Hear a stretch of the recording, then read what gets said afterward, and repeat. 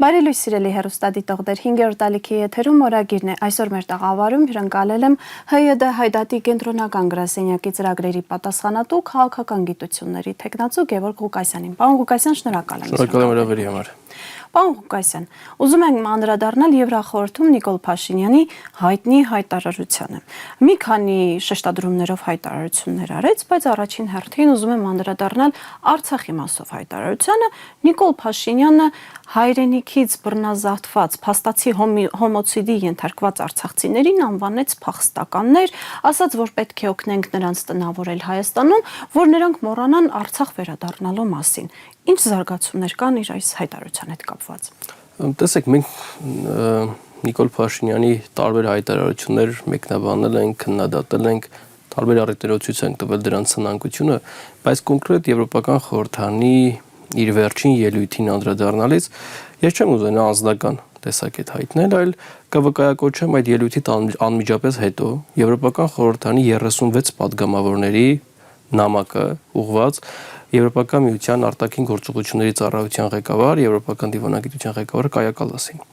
36 падգամավորներ, որոնք ներկայացնում էին հիմնական քաղաքական խմբերը, ոչ մարգինալ քաղաքական խմբեր Եվրոպական խորհրդանի ամենախոշոր քաղաքական խմբերին անդամակցող падգամավորներ, պահանջում էին Եվրոպական դիվանագիտության ղեկավարից աշխատանքներ իրականացնել ապահովելու համար արցախահայության վերադարձի իրավունքը։ Այո։ Այսինքն համաձայն չեն Նիկոլ Փաշինյանի այդ հայտարարությանը։ Իհարկե համաձայն չեն։ Պահանջում էին Ադրբեջանի նկատմամբ թիրախային պատժամիջոցներ, պահանջում էին Ադրբեջանի այն պաշտոնյաների նկատմամբ պատժամիջոցներ անհատական մակարդակում, ովքեր ներգրաված են հանցագործությունների մեջ, պահանջում էին Բաքվում պահվող մեր ռազմագերիների ազատ արձակում, ավելին պահանջում էին Ադրբեջանի հետ գազային հուշագրի աշխատանքների դադարեցում։ Այսինքն ուզում են հստակ պատժամիջոցներ Ադրբեջանի նկատմամբ։ Եվ ես մի այլ կողմից, այլ դիտանկյունից մոտենում եմ այս խնդրին։ Մենք խոսում ենք 36 падգամավորի մասին, որոնք այդ օրը ստորագրեցին այդ նամակը։ Բայց օրինակ Եվրոպական խորհրդանի 2025 թվականի մարտին ընդունված մի բանաձև, որտեղ նորից այս նույն դիրքորոշումները արկա էին, եթե չեմ սխալվում,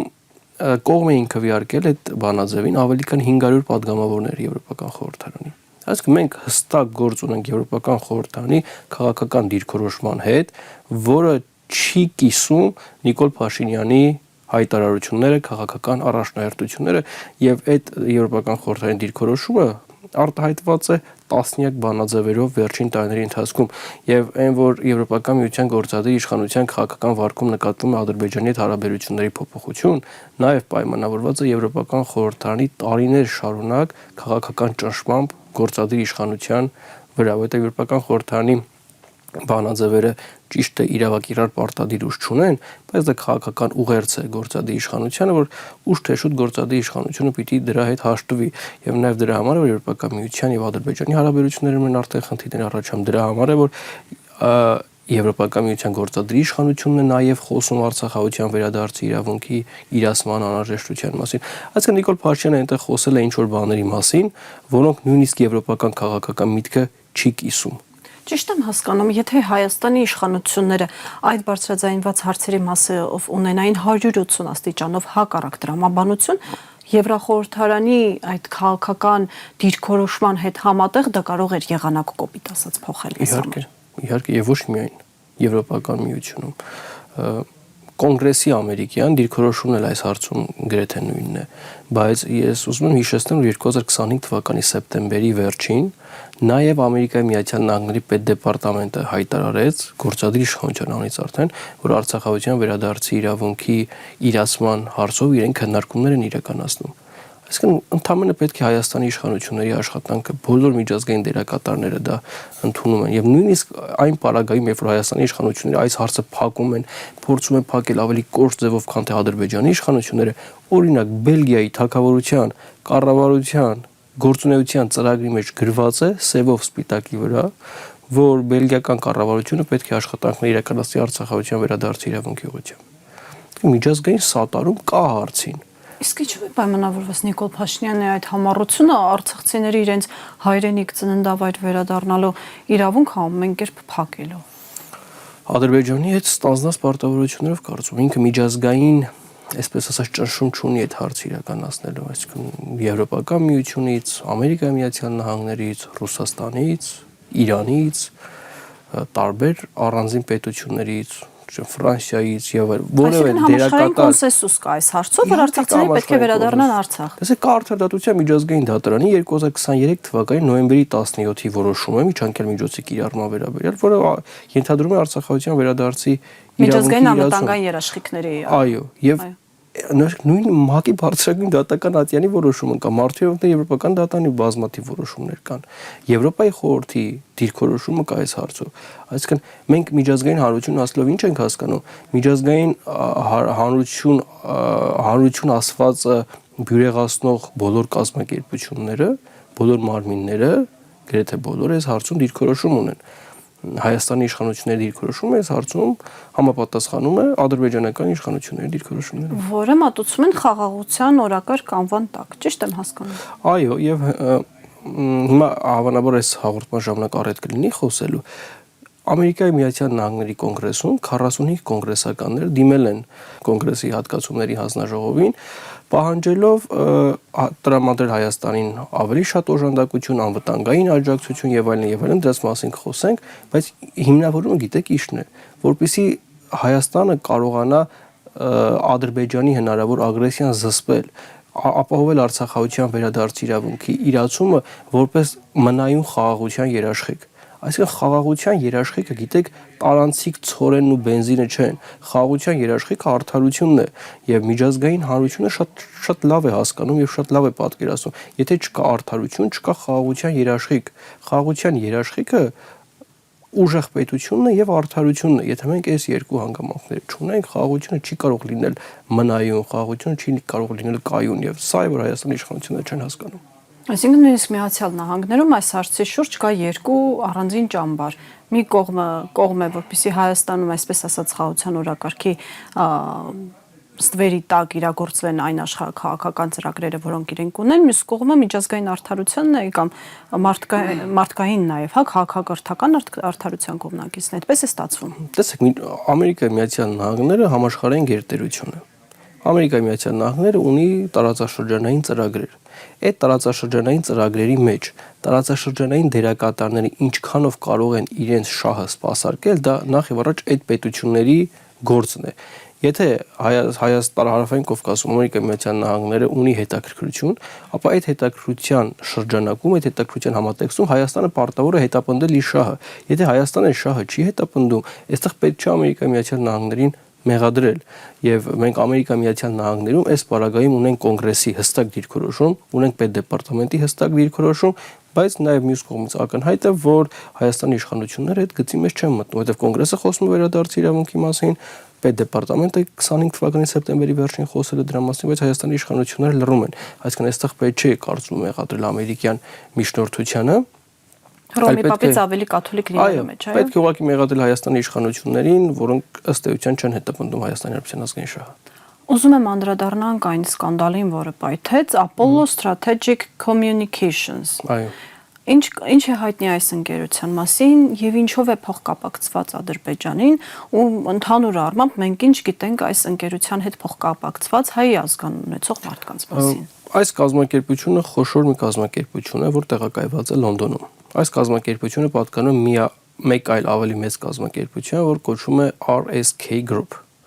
Այս RSK Group կազմակերպությունը Ադրբեջանում ունի մեկ այլ դուստր կազմակերպություն, որը որ ընդգրկված է, կարծեմ անունը Ադրբեջանի Environment and Technologies, այդ անվանումի կազմակերպություն, որը ընդգրկված է Կասպյան էներգակիրների արդյունահանման եւ այդտեղ այդպես ասած ֆինանսական հոսքերում եւ ունի ֆինանսական հետաքրքրություններ Ադրբեջանում։ Եվ ստացվում է այնպես, որ մարտի 2-ին Apollo Strategic Communications կազմակերպության անունից նամակ է ուղարկվում, գաղտնի նամակ է ուղարկվում Ամերիկայի Միացյալ Նահանգներում գործող լրատվամիջոցների ղեկավարներին։ Բոլոր լրատվամիջոցները։ Այո, հավանաբար բոլոր լրատվամիջոցների ղեկավարներին, եւ այդ նամակը հայտնվում է Հայդատի Ամերիկայի հանձնախմբի ձեռքում։ Նամակով Apollo-ն առաջարկում էր խմբագիրներին, լրատվամիջոցների հանդիպումներ, որոնց ընթացքում խոստացվում էր այսպես կոչված տեղեկատվություն, որոնք ուղղված էին վարկաբեկելու Հայդատի Ամերիկայի հանձնախմբին եւ դրա գործունեությունը։ ու եւ օգտագործում են այն բոլոր շեշտադրումները, այն բոլոր թեզերը, որոնք որ տարիներ շարունակ կրկնում են ադրբեջանա-թուրքական շրջանակները հայ դատի Ամերիկայի հանձնախմբի դեմ իրենց պայքարում։ Այդ համատեքստում, այդ նամակով առաջարկում էր հանդիպում 4 անձանց հետ։ Առաջինի անունը չի գաղտնազերծվում, ասում են, որ կոնգրեսի Եվրոպայի անվտանգության եւ համագործակցության հանձնաժողովի մի աշխատակից, երկրորդ Հայաստանի Հանրապետության ազգային ժողովի պատգամավոր Մարիա Կարապետյան, ԿՊ-ական պատգամավոր, այո, երրորդը Հայազգի պատմաբան Նժդե Հովսեփյան, չորրորդը Թուրքիայի մեջլիսի նախկին պատգամավոր ներկայումս Քարնեգի հիմնադրամի այցելու գիտաշխատող Կարո Փալյան։ Եվ իրենք խոստանում են ամեն մեկի արչև մի թեմա էր գրած, որ այս թեմայով այս մարդիկ պատրաստ են դες տրամադրելու այդ տեղեկատվությունները, որոնք ուղղված են հայ դատի Ամերիկայի հանձնախմբի աշխատանքի վարկաբեկմանը։ Իսկ հայ դատի աշխատանքի հիմնական ուղղաձիգը ո՞րն է։ Հայոց ցեղասպանության ցեղասպանություն, Արցախ, Հայաստանի Հանրապետության օժանդակություն, եթե փորձենք օգնություն Հայաստանին կարող։ Այո, օգնություն Հայաստանին, որովհետև հայ դատի համակարգի համար Հայաստանին տրամադրվող օգնությունը, Հայաստանին օգնության ուղղությամբ աշխատանքը պայմանավորված չէ Հայաստանում գործող իշխանությունների բնույթով եւ մեր դիրքորոշմամբ դրանց հանդեպ։ Որովհետեւ ի տարբերություն Հայաստանի ներկայիս իշխանությունների հստակ տարբերակումը առկա է պետության եւ իշխանությունների միջեւ։ Վերադառնանք թեմային, այս 3 հայտնի անձանց, պարոն Ղուկասյան։ Նրանք հերքել են իրենց կապը այս կազմակերպության հետ եւ քննադատության սլաքները տարօրինակաբար ուղղել են ոչ թե այն կազմակերպության դեմ, որոնք իրենց անունից եւ իրենց կարծիքով միգուցե իրենց անունից տեղեկատվություն են տրամադրել, հրապարակում են արել, խոստանալով հանդիպում այս անձանց հետ, այլ զարմանալիորեն քննադատության սլաքները ուղղել են հայ դատի Ամերիկայի հանձնախմբի դեմ, հայ դատի կենտրոնական գրասենյակի դեմ, անհասկանալի։ Իրենք ասում են մենք կապ չունենք, իրենց մասին չենք լսել։ Հիմա առողջ բանականությունը ասում է, որ պետք է այս դեպքում հարձակումներ ուղղել ոչ թե հայ դատի համակարգի դեմ, այլ պետք է հարձակումներ ուղղել այդ լոնդոնյան կազմակերպության դեմ, որը ունի հասցե, որ ունի հեռախոսահամար, որ ունի տասնյակ աշխատակիցներ, եւ պատասխանատվություն պահանջել նրանց, ասել դուք ինչի եք մեր անունը օգտագործել իբր թե առանց մեզ հետ համաձայնության։ Հաստատի հակահայկական օրակարգում։ Իհարկե։ Իսկ Կարո Փալյանի կամ Մարիա Կարապետյանի հետ անձնապես կապ կամ Նժդե Հովսեփյան, այո, կապ հաստատելու փորձեր եղել են իրենց հետ անձամբ բարձելու, ինչպես է ստացվում, որ տեղյակ չեք, բայց նույնիսկ թեմա է, այո, ամեն մեկի համար ընտրվել, որոնք փորձ հատուկ չի արվել իրենց հետ կապ հաստատելու համար։ Մենք հրապարակել ենք այսինքն հայ դատի Ամերիկայի հանձնախումբը հրապարակել է, կենտրոնական գրասենյակը տարածել է դա Հայաստանում այն նամակը, որից ամեն ինչ սկսվել է, այսինքն մարտի 2-ին թվագրված նամակը այսօր հասանելի է եւ այդ նամակում հստակ այդ մարդկանց անուն ազգանունները կան։ Ես կարծում եմ այդ նամակում արկա անձինք պետք է Apollo Strategic and Communications կազմակերպությունից հասկանան թե ինչի է իրենց անունը օգտագործում, եթե իրենք հարցեր ունեն եւ եթե իրենք իսկապես կապ չունեն դրա հետ, թող դատի տան։ Ես տեսնում եմ մեկնաբանություններն ու ԿՊ-ական պատգամավորներ Մարիա Կարապետյանին առաջարկում են դատի տալ, հասկանալի չէ թե հավանաբար մեր գրասենյակին կամ հայ դատի Ամերիկայի հանձնախմբին։ Այդ թող դատի տան լոնդոնյան այդ կազմակերպությանը։ Եթե Հայաստանում իրենց մասին մեկ փոքր քննադատություն ունեն, անմիջապես դատի են տալիս, բայց հիմա ինչի դատի չեն տալիս։ Ես հիշում եմ մեր հաղորդումներից մեկի ժամանակ դուք ասացիք, որ հայոց ցեղասպանության ճանաչման դեմ, նաև հայ դատի դեմ աշխատանքներում ներգրաված են եղել նաև հայ ազգիներ, սակայն փակագծերը չբացեցիք։ Օգտագործելով այս առիթը կուզենայի, որ մի քիչ փակագծերը հնարավորության սահմաններում բացենք, փորձենք հասկանալ, արդյոք սա միակ դեպքն էր, թե էլի դեպքեր են եղել։ Ոչ, էլի դեպքեր են եղել եւ եղել է դեպք, երբ Հայաստանի բարձրաստիճան մի պաշտոնյա X-ի իր միկրոբլոգում մի հայտարարություն է գրել, որը էլի ամբողջությամբ կրկնում էր ադրբեջանա-թուրքական թեզերը հայ դատի Ամերիկայի հանձնախմբի դեմ պայքարում, փորձելով աղավաղել հանձնախմբի գործունեություն եւ նման բաները ադրբեջանական շրջանակին անմիջապես օգտագործում են փորձելով ներկայացնել որպես Հայաստանի Հանրապետության, այսպես ասած, կառավարության դիրքորոշում եւ այլն։ Ինչը չասեմ խանգարում է, բայց անախորժություններ է ստեղծում, անհարմարություններ է ստեղծում, որովհետև հայ դատի Ամերիկայի հանձնախումբը օրինակ գործում է 1944-45 թվականներից։ Հայ դատի Ամերիկայի հանձնախմբի մասին գրքեր են գրվել նույնիսկ ոչ հայ հեղինակների կողմից։ Հայ դատի Ամերիկայի հանձնախմբին անդրադարձել են քաղաքագիտության այնպիսի երախտավորներ, ինչպիսին օրինակ Յոսի Շեյնն է, ինչպիսին օրինակ Հանթինգթոնն է, Քիսինջերն է, այսինքն վարկաբեկել այդպես ձևավորված հսկայական ցանց ունեցող տասնյակ հազար կամավորականներ ունեցող կազմակերպության, նման անցյալ ունեցող, նման ազդեցիկ կազմակերպության անիմաստ գործելի, այսինքն չարժից հացրանալ այդքան, իսկապես չարժի այդքան Բայց այն հացրանալ։ ամենայնիվ ձեզ համար խնդիրներ էլ չի ստեղծում, արդյոք նույն ԱՄՆ-ում գործունեություն ծավալելու հետ կապված, երբ որ հայրենի կառավարության իշխանությունները ունեն այլ տեսակետ ու փորձում են զսպել կամ խանգարել։ Խնդիրներ ստեղծում է այնքանով, որքանով եթե քաղաքական օրակարգերը ավելի մոտ են իրար, բնականաբար արդյունքը ավելի տեսանելի է լինում, ավելի հեշտ է լինում, բայց տեսեք, օրինակ այն ինչը որ այսօր պետք է այսինքն արդեն հրապարակվել է գիշերը Հայդատի Ամերիկայի հանձնախմբի կողմից 40 կոնգրեսականներ քիչ թիվ չի, երբ որ պահանջում են այնպիսի կետեր, որոնք Հայաստանի իշխանությունները չեն կիսում։ Հիմա եթե Հայաստանի իշխանությունները նույն բանը ասեին կամ նման մի բան ասեին, այդ թիվը կարող էր ավելի մեծ լինել, հետեւաբար գործադիր իշխանության վրա ճնշումը ավելի մեծ լիներ, բայց մյուս կողմից ակնհայտ է, որ Հայդատի Ամերիկայի հանձնախմբի քաղաքական առաջնահերթությունները ամերիկյան քաղաքական շրջանակներում ունեն ընկալունակություն։ Նույնը Հայդատի Եվրոպայի գրասենյակին է վերաբերում արդեն եվրոպական հանրության, եվրոպական քաղաքական շրջանակների հետ հարաբերություններում եւ 3 առաջորդ 36 արդեն խոսեցինք 36 պատգամներ այնտեղ էին դիմել գործադիր իշխանությանը կոնկրետ առաջարկություններով եւ պահանջներով։ Եվրախորհրդարանում Նիկոլ Փաշինյանը նաեւ եկեղեցու մասով շատ տարօրինակ հայտարարությամբ հանդես եկավ, բայց այստեղ հետաքրքիրն այն է, որ եկեղեցու հետ կապված քաղաքականության մասով հարցեր կան ոչ միայն Եվրոպայում, այլև ԱՄՆ-ում, այո, ու մամուլը գրում է, որ Նիկոլ Փաշինյանը կարծես թե ինչ որ time out էր վերցրել մինչև այս ելույթը իհարկե, եկեղեցու դեմ իր հալածանքներում ընտրարշավով պայմանավորված։ Իրականում կարծում եք միայն ընտրարշավի իր վարկանիշի հետ կապված խնդիրներ էր, թե նաև դրսում որոշակի ազդակներ կան, նույն ԱՄՆ-ում եւ Եվրոպայում։ Կարծում եմ երկրորդը, ես կարծում եմ, որ նաև Հայաստանում հավատարմը գրված դեսպանատներ, սա իմ անձնական կարծիքն է եւ նաև արտերկրյա միջազգային կազմակերպություններ ուղերձ են աղել Հայաստանի իշխանություններին, որ չեն կիսում այս հակաեկեղեցական արշավը։ Եվ Նիկոլ Փաշինյանը փորձել է Եվրոպական խորհրդարանում արդարանալ։ Դարձարացման փորձեք դիտել։ Այո, փորձել է արդարանալ, փորձել է ցույց տալ, թե տեսեք եկեղեցականները, հոգևորականները ինչ սաբոտաժ են անում եւ ես ստիպված եմ եղել նրանց դեմ փախել, այսինքն խնդիրը տեղափոխել քաղաքական դաշտ։ Բայց գիտեք, Նիկոլ Փաշինյանը չի հասկանում քաղաքական մշակույթների տարբերությունը։ Չի հասկանում, որ ինքը Եվրոպական խորհրդարանում երբ որ ելույթ է ունենում,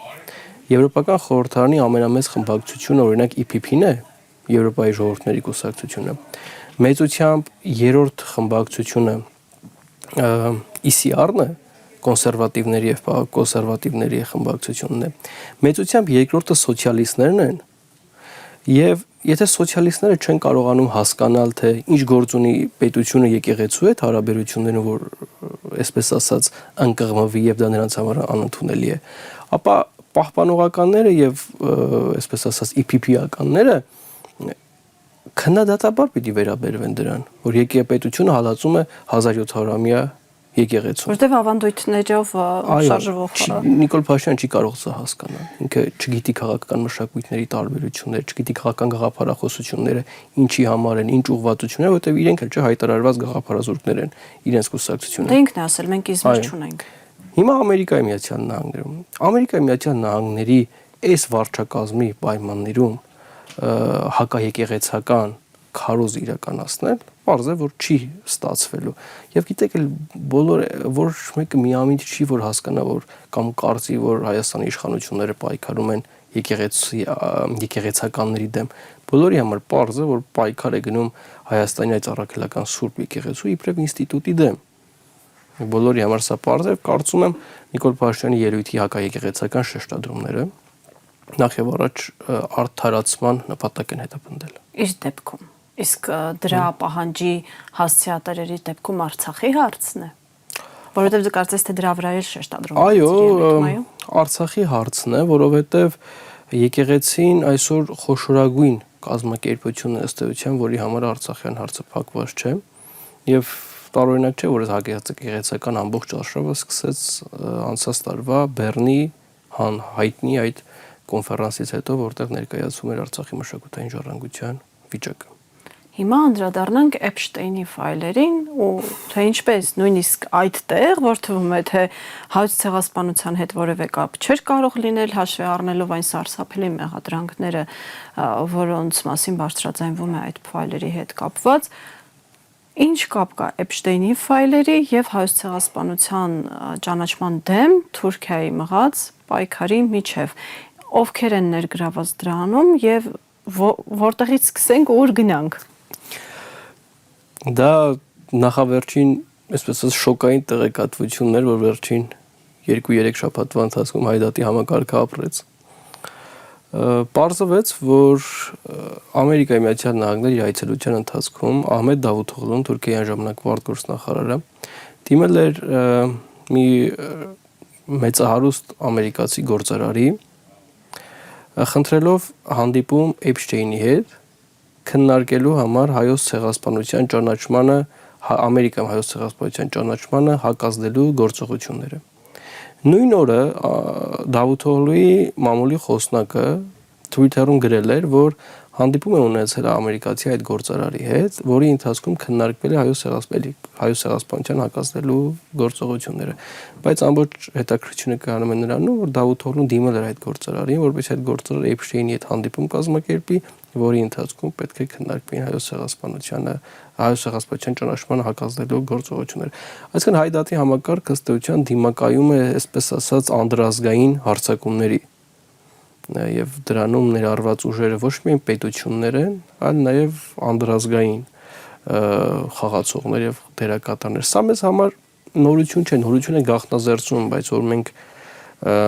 Հայդատի բոլոր հանձնախմբերի դեպքում, բոլոր ակտիվ հանձնախմբերի դեպքում տեսնում ենք, նկատում ենք երևացող եւ չերևացող հակաքարոզչություն, դա փաստ է։ Նույն Բրյուսելում հավատարմագրված Ադրբեջանի դեսպանի գործունեության առանցքային մի մասը վերաբերում է Հայդատի Եվրոպայի հանձնախմբի դեմ պայքարին։ Եվ ամիսներ առաջ Բելգիայի սենատում տեղի ունեցավ մի հանրային լսում, որին հրավիրված էին Հայդատի Եվրոպայի գրասենյակի նախագահը, Հայաստանի դեսպանը եւ Ադրբեջանի դեսպանը։ Եվ Ադրբեջանի դեսպանը իր խոսքի մի մասը, որ սահմանափակ խոսելաժամանակ ուներ, նվիրեց Հայդատի Ամերիկայի հանձնախմբի, Հայդատի Եվրոպայի հանձնախմբի նախագահի դեմ լկտի, կեղծ, սուտ թեզերի տարածմանը, որին ոչ մեկ չհավատաց, եւ այդ քննարկումից հետո ընդունված բանաձևով Բելգիայի սենատորները իրենց դիրքորոշում հայտնեցին։ Այսինքն ունենք մի իրավիճակ, որտեղ հայոց ցեղասպանության ճանաչման դեմ պայքարում ներգրաված է ոչ միայն թուրքական, այլև արդեն ադրբեջանական կողմը։ Սա 44-օրյա պատերազմից հետո է, թե… Սա միայն ցեղասպանության ճանաչման դեմ պայքար չէ, սա ընդհանրապես Հայդատի համակարգի դեմ պայքարն է, որտեղ Հայդատի մի գրակոցով մի քանի նապաստակ։ Հայդատի հանձնախմբերի ներկա առաջնահերթությունը միայն հայոց ցեղասպանության ճանաչումն է, դա Արցախի հարցն է, դա գերիների ազատ արձակումն է, մշակութային ժառանգության պաշտպանությունն է, Հայաստանի տրամադրվող օժանդակության մեծացումն է, առհասարակ Հայաստանին քաղաքական սատարում ապահովելն, կրկնեմ, անկախ իշխանություններից, որովհետև մեզ համար իշխանությունները անցողիկ են պետական շահմնայուն։ Եվ օրինակ Բելգիայում ադրբեջանական դեսպանը այո ուղղակի ներգրաված է Հայդատի Եվրոպայի հանձնախմբի դեմ հարձակումներում, կեղծ լուրեր տարածելու գործընթացներում, ընդհանրապես փորձելով վարկաբեկել Հայդատի Եվրոպայի գրասենյակի աշխատանքը, բայց արդյունք չի տալիս։ Արդյունք չի տալիս, որովհետև դու կարող ես գումարով 1-2 հոգու կաշառել, բայց փոխել քաղաքական վերաբերմունքը, փոխել քաղաքական մթնոլորտը, բոլորին կաշառել, բոլորին նավթադոլարներ խոստանալ անհնար է, հատկապես այն պայմաններում, երբ որ օրինակ Եվրոպայում այսօր Ադրբեջանը բավական ցածր վարկանիշ ունի իբրև պետություն եւ Ալիևի վարչակազմը իբրև վարչակազմ։ Բայց հայտարարությունների մակարդակով կարծես թե լրիվ այլ պատկեր ունենք, անընդհատ շեշտում են Ադրբեջանի էներգետիկ կարևորագույն գործընկեր ունենալը եւ այլն։ Տեսեք, որպեսզի հասկանանք իրականությունը այս հարցում ինչ է հայտարարություններից անդին։ Իրականում Ադրբեջանի եւ Եվրոպական միության միջև ստորագրված է ոչ թե համաձայնագիր էներգետիկ, այլ հուշագիր։ Հուշագիր համաձայնագիրից տարբերվում է նրանով, որ դա մտադրությունների մասին քաղաքական պայմանավորվածությունը եւ պարտադիր իրավական իրար պրակտիկա չի ենթադրում։ Ոնց որ օգոստոսի 8-ի հայտնի թուղթը, այո, որ Վաշինգտոնում ստորագրեցին։ Բայց դրա արդյունքում իհարկե Եվրոպական միությունն է հոսում ադրբեջանական կամ ադրբեջանականին խառնված ռուսական գազ։ Սա գաղտնի չի։ Բայց ադրբեջանական գազը տարբեր հաշվարկներով, տարբեր արժանահավատ հաշվարկներով կազմում է Եվրոպական միության ներմուծման 3%-ը, իսկ ներքին սպառման 2%-ը։ Այսինքն չափազանց փոքր դերակատարում։ Չափազանց փոքր դերակատարում ունի, բայց Եվրոպական միության համար, քանի որ այս տարածաշրջանը կարևոր տարածաշրջան է, պետք է Ադրբեջանի հետ որոշակի լծակ հարաբերություններ եւ սա է որպես լծակ հանդիսանում։ Սա Եվրոպական միության համար է փոքր թիվ, բայց Ադրբեջանի համար շատ մեծ թիվ է։ եւ ադրբեջանական տնտեսության համար է շատ մեծ թիվ։ Եվ օրինակ վերջին զարգացումը, որ Եվրոպայում տեղի ունեցավ, վերաբերում է նրան, որ կարծեմ հունվարի վերջին ընդունվեց որոշում, սա պարտադիր կատարման ենթակա որոշում է, որով Ադրբեջանը պետք է պարտավոր լինի Բուլղարիայի Սեխմիչ կայանում ապացուցել, որ գազը ադրբեջանական ծագման է եւ ոչ թե ռուսական։ Այսինքն Ադրբեջանը կարող է խնդիրներ ունենալ։ Այո, կարող է խնդիրներ։ Իհարկե, մասնագետներն ասում են, որ չափազանց դժվար կամ գուցե անհնար է, այսինքն գազի ֆիզիկա-քիմիական հատկություններով արդեն Սեխմիչ կայանում ապացուցել դրա ծագումնաբանությունը, բայց քաղաքական մեսիջ է։ Եվ այս քաղաքական մեսիջը ես վստահ եմ, որ առաջ է եկել, քանի որ Եվրոպական խորհուրդը արդեն տարիներ շարունակ գործադիր իշխանության վրա հստակ ճնշում է բանեցնում դադարեցնել Ադրբեջանի հետ այս գազային հուշագիրը։ Վերջը ժողովրդավարության մասին, մարդկային իրավունքների մասին բարձրաձայնողը Եվրոպան չի կարող երկար ճանապարհ գնալ ցեղասպանություն։ Եվրոպայում էլ գիտեք, բան կա, այսպես ասած, երկվություն կա։ Եվրոպական խորհրդարանը թերևս ամենաժողովրդավարական հաստատությունն է, այնտեղ եւ եվրոպական արժեքներին ամենանվիրված է։ Միջդեռ գործադիր իշխանության քաղաքականությունը բնականաբար քաղաքական շահ է ենթադրում եւ քաղաքական հաշվարկ։ Դրա համար նաեւ նույնիսկ ներեվրոպական քաղաքական հարաբերություններում այս դիխոտոմիան կա գործադիր եւ օրենսդիր իշխանությունների միջև, դրա համար է նաև որ գործադիր իշխանությունը ճշմարտ տակ է խորհրդարանի կողմից, որովհետև այն ինչի Եվրոպական միության գործադիր իշխանությունը իրականացնում է Ադրբեջանի հետ հարաբերություններում, դա եվրոպական արժեքներից չի բխում վստահ, այն արժեքներից, որոնց հիման վրա ստեղծվել է Եվրոպական միությունը եւ հայտարարված են այդ արժեքները, որոնք կազմում են Եվրոպական միության գործունեության հիմնարար փաստաթղթերի ակունքը, բոլոր փաստաթղթերի նախաբաններում դրանց է հաղորդում։ Պարոն Ղուկասյան, մեր զրույցի վերջում ուզում եմ անդրադառնալ այնուամենայնիվ ներքաղաքական իրավիճակին ընտրություններով պայմանավորված Եվրամիության կողմից Նիկոլ Փաշինյանին աջակցող կամ այդպիսի բովանդակություն ունեցող հայտարարություններ են հնչում, այցելություններ, մայիսի 4-ին լինելու է եվրոպական երկրների համայնքների գագաթար ժողովը։ Բազմաթիվ մեծ խոշոր եվրոպական երկրների ղեկավարներ Հայաստան են այցելելու։ Նաև Եվրախորհրդարանում այս վերջին ելույթը Փաշինյանի շատ քաղաքագետներ որակեցին որպես անելանելի վիճակում հայտնված մարդու վերջին ճիչը, որն ասում էր, եկեք օգնեք ինձ վերարտադրվեմ, ես սա կանեմ, ես այն կանեմ։ Արդյոք Եվրամիությունը այնքան լծակ ունի Հայաստանում, որպեսզի կարողանա ազդել ընտրությունների վրա։ Կարծում եմ, Նիկոլ Փաշինյանը օժանդակություն չի կարող ստանալ Եվրոպական խորհրդարանից, փորձարանը կարող է ստանալ Եվրոպական միության գործադիր իշխանությունից ցավոք սրտի։ Բայց ունենան այնքան լծակներ, որ ազդեն Հայաստան ընտրությունների ելքի վրա, կարծում եմ չունեն։ Միաժամանակ ես վտանգ եմ տեսնում, որ Եվրոպական միության գործադիր իշխանությունը որևէ արկածախնդրության չգնա եւ չփորձի վտանգել Հայաստան-Եվրոպական միություն հարաբերությունները, այստեղ Հայաստանի ներքաղաքական կյանքում որևէ միջամտություն իրականացնել, որովհետեւ Հայաստան-Եվրոպական միություն հարաբերությունները բավական թանկ հարաբերություններ են, դրանք արժեքավոր են Հայաստանի բոլոր քաղաքական դերակատարների համար հիմնականում եւ իշխանափոխությունից հետո էլ այդ հարաբերությունները շարունակելու են առաջանցիկ զարգացում ապրել, հենվելով 2017 թվականի վերջին ստորագրված խորը եւ համապարփակ գործընկերության մասին համաձայնագրի վրա։ Եվ լավ կլինի, որ Եվրոպական միության տարբեր գործիչներ չվտանգեն Հայաստան-Եվրոպական միություն հեռահար հարաբերությունները Հայաստանում խառնվելով Հայաստանի ներքաղաքական գործերին կամ հանդես գալով Նիկոլ Փաշինյանի պաշտպանության օգտին, որովհետև Նիկոլ Փաշինյանը եվրոպամետ չէ։ Նիկոլ Փաշինյանը եվրոպական արժեքներ չի կիսում, չի ապրում եվրոպական արժեքներով։ Նիկոլ Փաշինյանը փնտրում է քաղաքական սատարում, եւ եթե այդ քաղաքական սատարումը լինի, օրինակ հեռավոր արևելքի որևէ երկրից, հեռավոր հարավի, հեռավոր հյուսիսի, հեռավոր արևմուտքի, թեկուզ Աֆրիկայից, վստահ եմ, որ օրինակ ենթադրական մի աֆրիկյան պետություն, եթե ինքը իմանա, որ Հայաստան ընտրությունում դերակատար կլինի, Հայաստանի ամբողջ արտաքին քաղաքականությունը կուղղորդի աֆրիկյան այդ երկրի կողմ, հիմա որ որևէ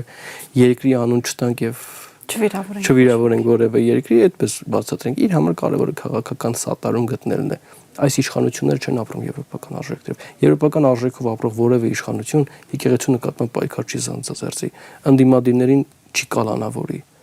քաղաքական խոսույթը այսքան չի էժանացնի, քաղաքական խոսույթի մակարդակը այսքան չի իջացնի, չի դարձնի կենցաղային այն ամենացածր մակարդակի լյումպենի, այսպես ասած արտադասակարգային խավերի մակարդակի։ Իսկ պարգևավճարների մասով Եվրոպայում ընդունված է միլիարդավոր պարգևավճարներ բաժանել։ Չէ, Եվրոպայում առհասարակ ինչքանով ես եմ տեղյակ, վճարումների համակարգը բավական թափանցիկ է եւ հաշվետվողականը եւ որոշակի չափելի, այսպես ասած, գործիքներ են, այսինքն այնտեղ համատարած աշխատավարձերի հավասարություն չկա նույնիսկ նույն պաշտոնյաների մակարդակում, որտեղ յուրաքանչյուրը ստանում է այնքան, գոնե օրինակ Եվրոպական խորհրդարանի մակարդակով իր պարտականությունների, իր աշխատանքային ստաժի, այն ինչից ես եմ տեղակել, աշխատանքային ստաժի, կատարած աշխատանքի եւ այլ տարբեր չափումների արդյունքներով, այսինքն այդպես համատարած պարգևավճարներ եւ այլն այնտեղ էլ ընդունվել չի, թե ուզում եք աշխատավարձ բարձրացնել եւ տեսեք, պարգևավճարներից շատ ենք խոսում,